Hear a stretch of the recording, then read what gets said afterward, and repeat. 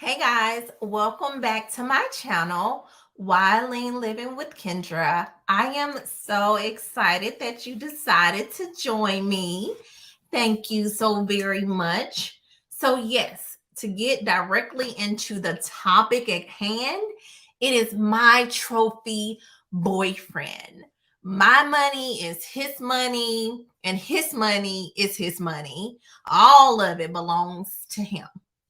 So I bet you're thinking, like, what is she talking about? Well, listen. So this is what happened. I met this gentleman while I was leaving an event with my friends.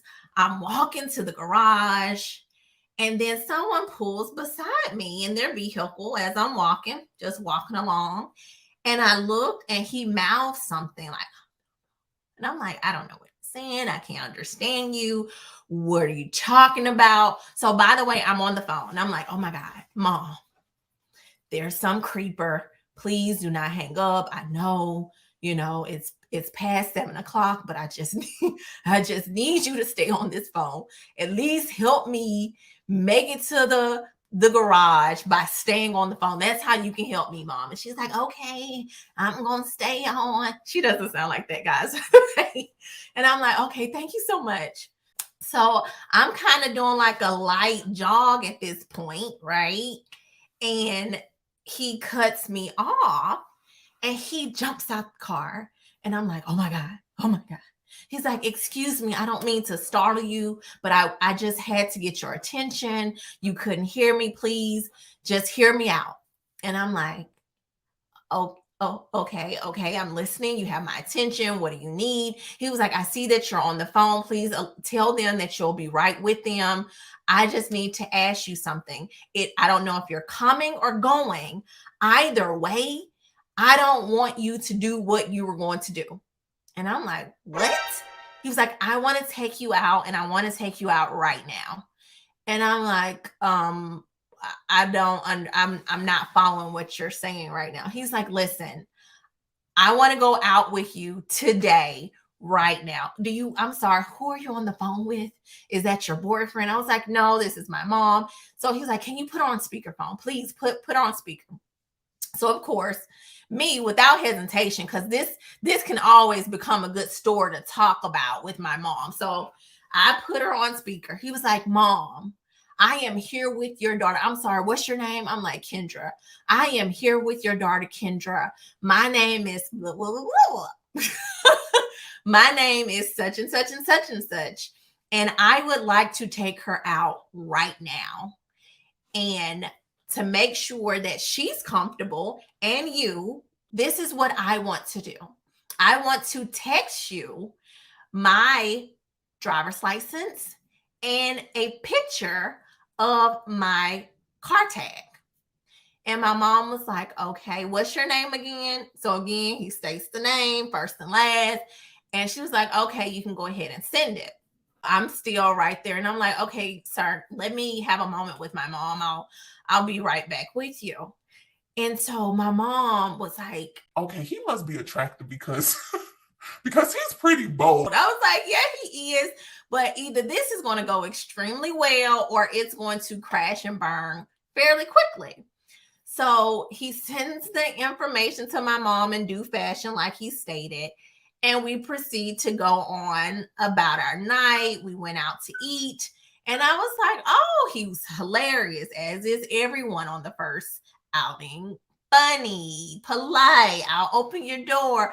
All the things that makes me just say, oh, this could possibly. I don't say that initially. So let's be clear. Don't do that. Okay?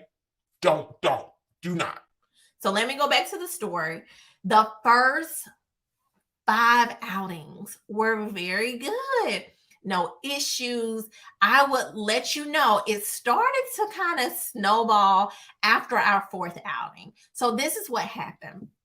After the fourth outing, I allowed him to come pick me up. I felt comfortable with this man. We've had many conversations, many phone calls, many FaceTimes, all these things before I let him pick me up from my home.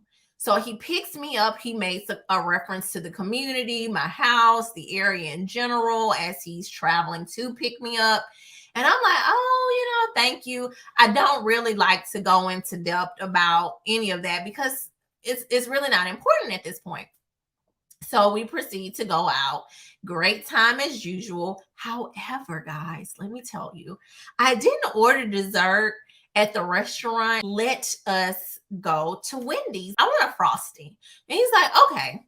This man orders my Frosty, drives up to the window, gets out of the car, stands directly in the window, and yells to the cashier, I'm watching you. I don't know what happened. I to this day am still trying to figure out why he did that. So in my head, I'm like, is this man on drugs?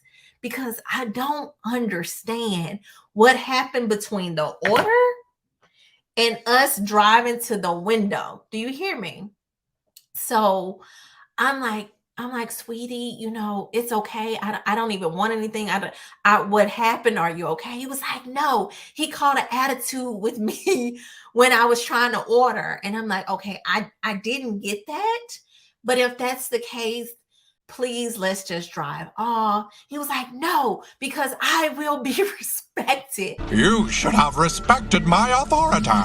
No, I want him to know that I see him and I'm going to be watching him while he makes your drink because he doesn't need to do anything nefarious and all this other stuff. So at this point, I'm like, oh, sweet baby Jesus, please let me make it to the house. Just let me make it home.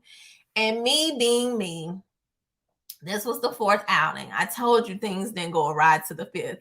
So yes, I went out with this man again because it was this movie I wanted to see. So don't judge me. Don't judge me. So our fifth outing, we went to the movie theaters.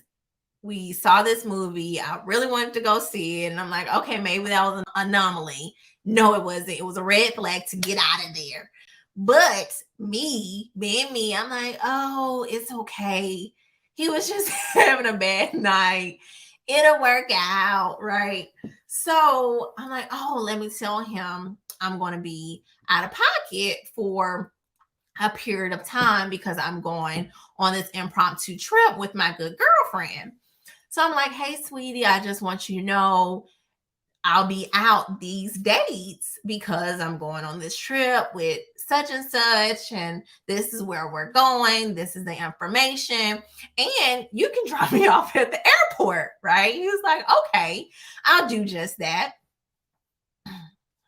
So he drops me off at home. Fast forward a few weeks, and it's time for me to go on this trip.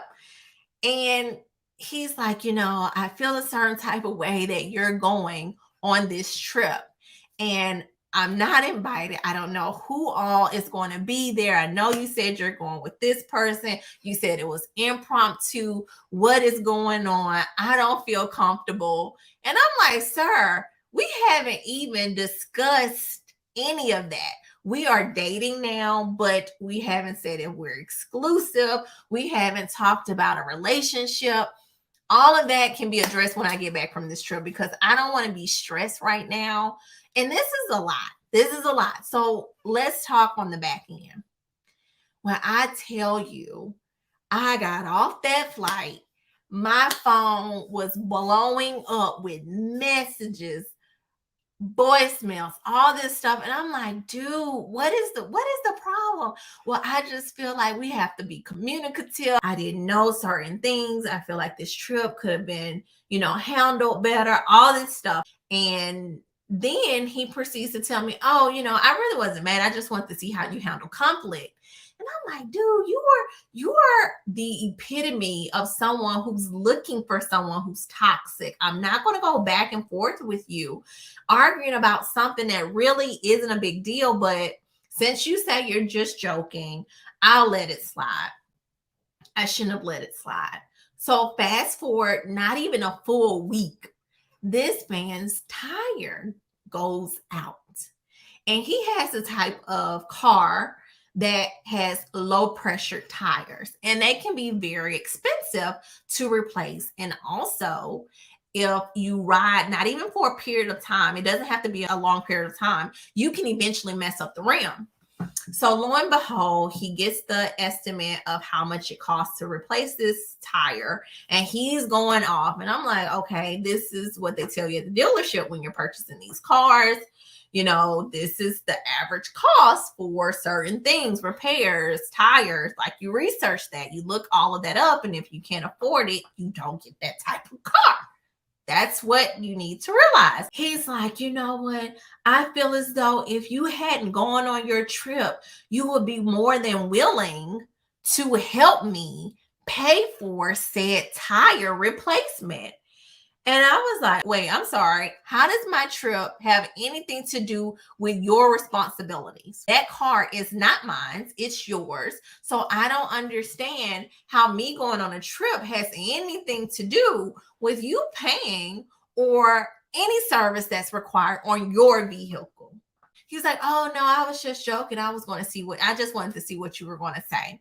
So right there, did you catch that? He's going fishing. He's trying to hook me on whatever he's trying to get. So this is where it gets good. Stay there, stay there.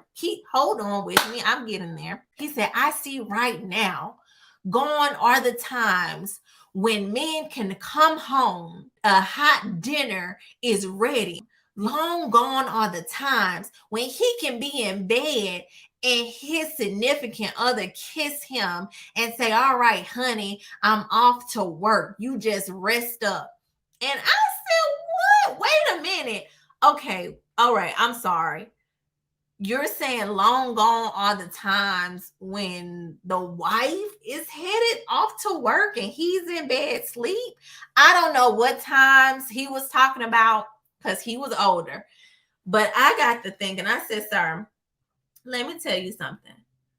I didn't see that growing up with my parents, my grandparents, or my great-grandparents. So what times are you referring to when women kiss their husbands goodbye while he slept in bed and she was off to work, but making sure a hot meal was on the stove before she went out to work? Is he not working? I'm saying, well, you know, I mean, I don't have to work. I shouldn't have to work if I don't want to. Oh, there you go. There you go. All right. So this is what I deduced. My money is your money. Your money is your money, right? And you want to be my house husband, right? You want to sit back. I cook, I clean, and I scurry myself on to work. That's what you want. Well, I just feel like we should be able to have those types of conversations. Fair enough, fair enough. But sir, you need to have those types of conversation with somebody who more so aligns with your desire, because I am not the one. I am not now, and not ever. Because let me tell you something. My money as a single woman will always be my money. And my money while dating someone will still always be my money. We haven't even transitioned to where we need to be discussing finances collectively. So I say all this to say, if you have someone that looks real good, that's sweet, but then he starts going off the rail when it comes to a frosty, when it comes to you going somewhere, but you're using your money, and then he wants to talk about how you're not contributing to his successes or his things that he has to get taken care of, you need to have a real hard conversation sooner than later about expectations. Okay. So that is Wildling Living with Kendra. Thank you for tuning in. I hope you gleaned something from this message, but stay tuned because I have more. Thanks and bye. Dang it. No. Okay. Cut.